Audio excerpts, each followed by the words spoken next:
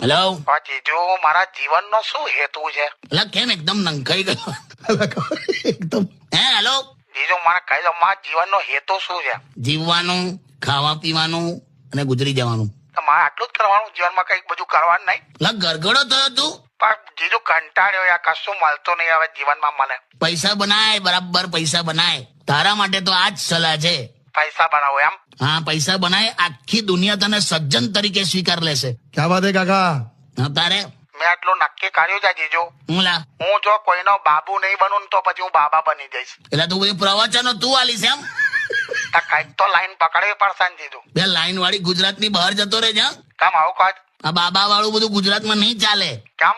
એટલે અત્યાર સુધી જેટલા અબજોપતિ બાબા પકડાયા એક ગુજરાતના હતા? ના, એક ગુજરાતના નહીં. કામ એ ખબર નહીં. આપણે ઘરે આવતા બાબાને એક વાડકી લોટ નહીં આલતા લા. અને જ્ઞાન તો કોઈના બાપનું